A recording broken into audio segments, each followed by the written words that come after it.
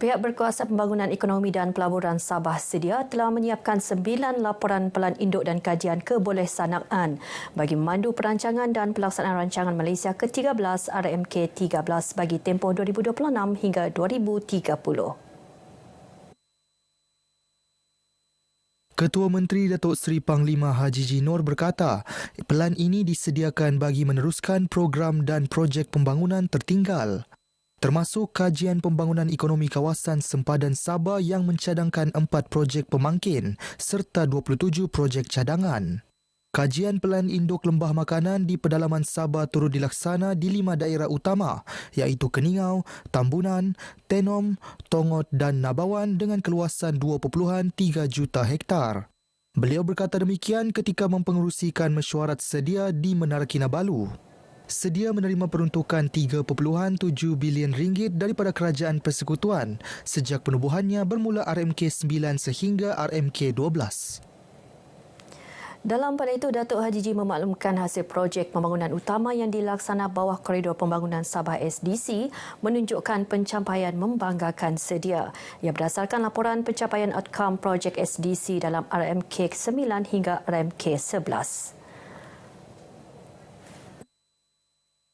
Antaranya sektor pertanian dan penternakan menerusi pembangunan pusat penternakan bersepadu Keningau bernilai 64.1 juta ringgit.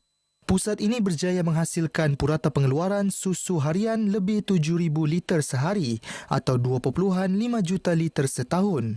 Turut menyumbang pencapaian cermelang sedia sektor perindustrian dan logistik serta sektor infrastruktur dan perhubungan. Kejayaan sedia telah menyumbang kepada peningkatan jumlah pelabur di Taman Perindustrian Kota Kinabalu sebanyak 8.32 bilion ringgit dalam tempoh 2017 hingga 2024. Dalam masa sama mewujudkan hampir 6,000 peluang pekerjaan. Perkembangan banjir, jumlah penduduk terjejas menunjukkan tren menurun setakat 8 malam. Menurut infografik Jawatankuasa Pengurusan Bencana Negeri JPBN, 5 PPS masih diaktifkan di Pitas menyaksikan 1,695 penduduk masih terjejas, iaitu PPS Dewan Majlis Daerah, PPS SK Pekan 2, Dewan Terbuka Kanibungan, PPS SMK Pitas dan PPS Dewan Sinukap Kanibungan. Manakala PPS Dewan Serbaguna Kompleks Sukan Tawau ditutup sepenuhnya 6 petang pada Selasa. Penganjuran Expo Antarabangsa Sabah SIE 2026, Presiden Kehormat Persekutuan Industri Sabah FSI Datuk Seri Panglima Wong Ken Tau berkata, Expo berkenaan memperkukuh kedudukan Sabah sebagai destinasi pelaburan strategik.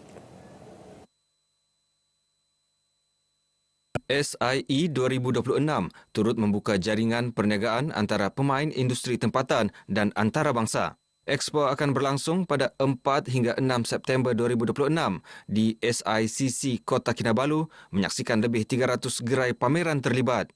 Datuk Wong menyatakan demikian kepada pemberita selepas kunjungan hormat terhadap Yang di-Pertua Negeri Tun Musa Aman di Istana Seri Kinabalu. Kunjungan bertujuan memberi penerangan kepada Tun Musa mengenai peranan FSI dalam menyokong pembangunan sektor perindustrian di Sabah. We discussed with Tun on a number of issues, the current issue, especially on education, on economic business development of Sabah and how the Federation of Sabah Industry can assist the state government to promote our industry and also bring in more investment to Sabah. Jahins akan menjalankan pemantauan dan penguatkuasaan terhadap umat Islam yang tidak menghormati bulan Ramadan, termasuk makan di tempat awam.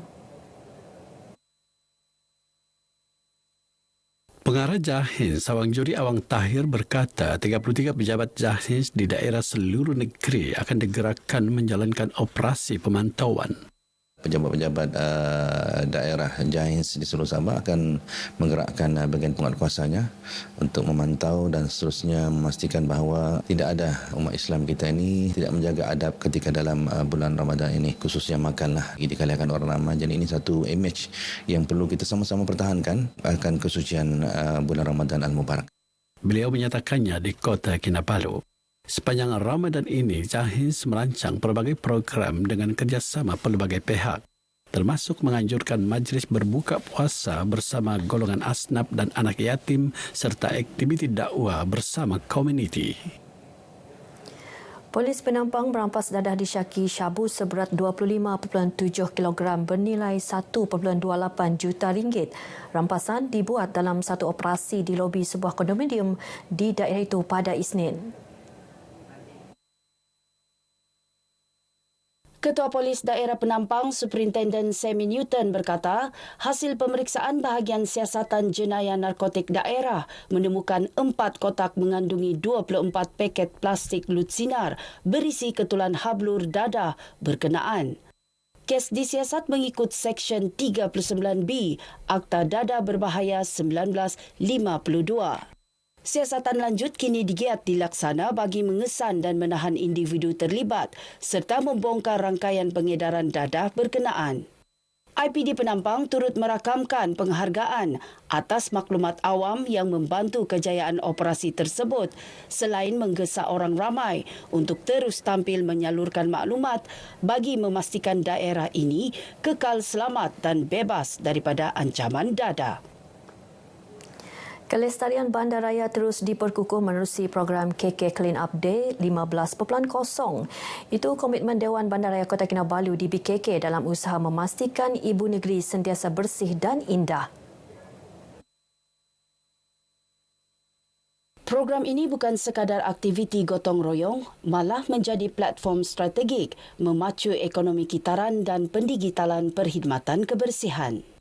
Mayor Bandaraya Kota Kinabalu, Datuk Seri Dr. Sabin Samita menegaskan, inisiatif ini kini berkembang sebagai gerakan bandaraya yang sistematik dan berterusan.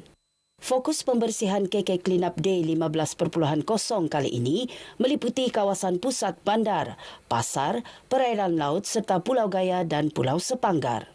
Lebih 1 juta botol plastik berjaya dikutip menerusi inisiatif Kitar Semula Botol Plastik Kepulauan. Di BKK turut melancarkan cabaran Kampungku Bersih 2026 yang bermula 14 Februari hingga 9 Mei depan bagi memupuk persaingan sihat dalam pengurusan sisa kampung. Dalam aspek inovasi, di BKK kini memperkasa modul air bersih dalam aplikasi Sabah Smart Parking SSP bagi membolehkan tempahan kutipan sisa pukal dilakukan secara dalam talian. Pengenalan reverse vending machine RVM minyak masak terpakai dan sistem pengkomposan sisa makanan kawasan komersial turut menjadi nadi kepada visi Bandaraya Pintar. Bagi meningkatkan kesedaran global terhadap nasib tenggiling, UMS dan Jabatan Pendidikan Perubatan, Fakulti Perubatan dan Sains Kesihatan menganjurkan Hari Tenggiling Sedunia 2026 di Kota Kinabalu. Menerusi program ini, UMS menampilkan teater musikal tenggiling sebagai pendekatan kreatif untuk mendidik murid sekolah rendah kepentingan pemeliharaan tenggiling. Dalam masa sama memastikan keseimbangan alam sekitar menerusi konsep satu kesihatan. Menurut Ketua Jabatan Pendidikan Perubatan UMS, Profesor Madya Dr. Zulhairul Naim Siddiq Ahmad, program menggabungkan elemen sains, seni dan nilai kemanusiaan. Tujuannya bukan sekadar melindungi haiwan seperti tenggiling, sebaliknya mendidik komuniti terutama generasi muda mengenai kepentingan kelestarian biodiversiti dan konservasi. Program disertai murid dari SK Pahu dan SK Rangalau, Tuaran. Baik, sekian paparan berita pagi Sabah kali ini. Menyusul selepas ini berita pagi Sarawak bersama Nosila Talaha. Salam Malaysia Madani.